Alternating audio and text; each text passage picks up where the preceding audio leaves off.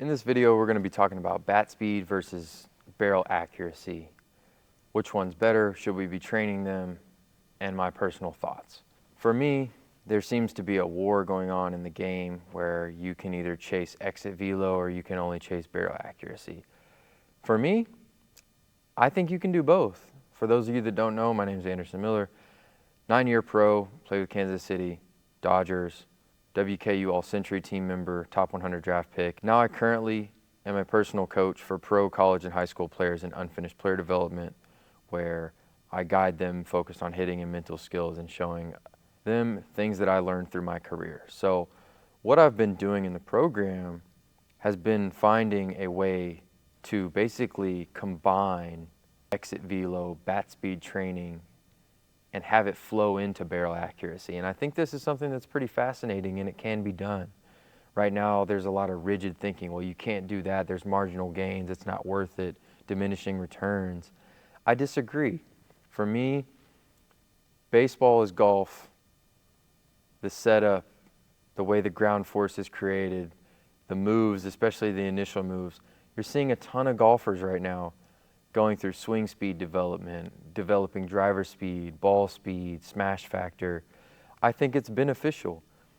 The numbers back up that the higher exit velo you have, the more room for error you have, which means the more hits you're going to get, the farther you're going to hit the ball if you can combine it with barrel accuracy. So for me, it's all about how you set it up. And with what I've been doing with my in-person players especially, is really going through bat speed training with a very specific goal in mind. And I've actually been using some golf club tools to develop swing speed and making sure that I keep the two buckets, right, the two disciplines separate. For me, hitting is much more like a martial art. It's much more like a ninja or a samurai stepping into a dojo, something like that.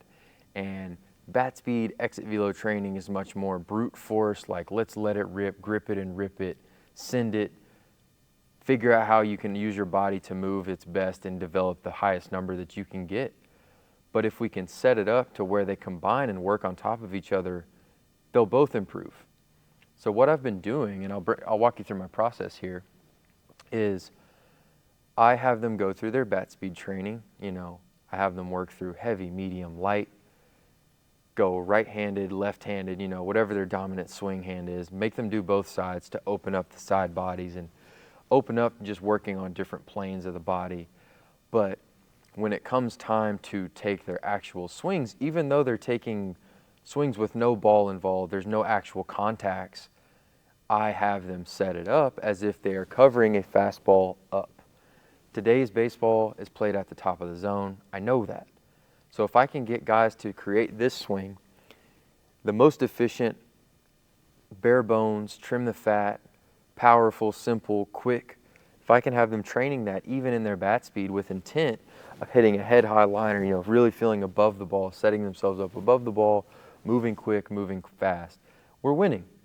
And then I will have them work from the top down. And I know if a hitter can set himself up to approach ABs from a top-down approach, he can build in adjustability by the way that we train and the way that I do what I do when it comes to building swings and building approaches. I know that will show up, but it's all about how. And if you go the other way, you get really laggy swings, or if there's no focus in mind, which happens to most hitters, because you can't fix what you don't know, they just take swings, they rip it, or worst case scenario, you've got guys chasing exit velo and trying to hit the ball cleanly at the same time.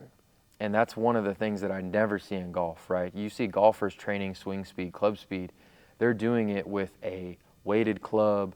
There's no ball involved. It's just opening up the body and figuring out how fast we can move it and creating horsepower, building the engine, building better brakes, and then switching gears into ball striking. And they actually have less of a club face than baseball, so that's why it's important to me and why I've been noticing that. So I've tried to take that over to baseball, and when I do that, one, I've primed the system, I've primed the body, I've primed the engine. I look at players as a car, I've primed the engine and brakes to really move well and quickly. We're fully opened up. We've gone water bags, we've gone CNS, we've done band activation, we've gone instability, we've done all these things, we've done potentiation, we've done all these different things to wake the body up, open up the body. We know we've done PVC work, we've done heavy bats, we've done swing speed development, we've tested all that.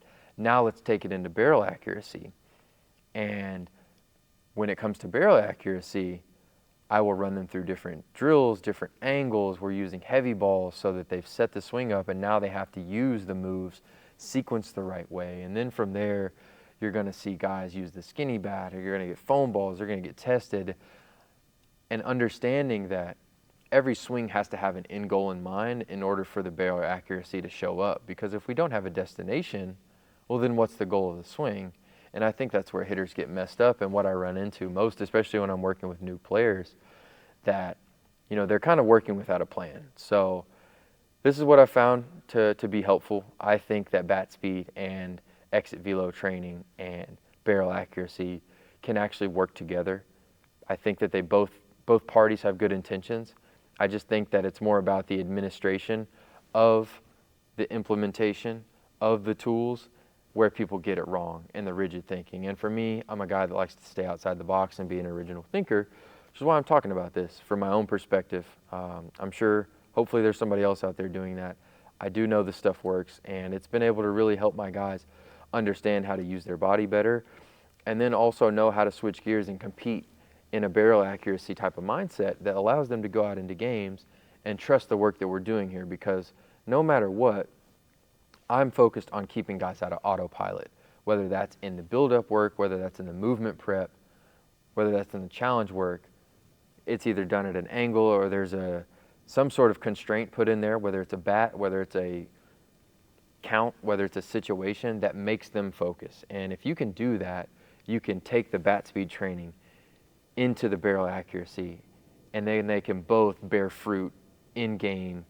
And that's what matters, because I'm focused on building hitters and getting them to show up in games with more confidence and more consistency. If you're looking for a personal hitting mental skills coach, I'm your guy. I work with players remote and in person, all over the world, all over the country, pro through college, through high school. Go ahead and book your free discovery call below.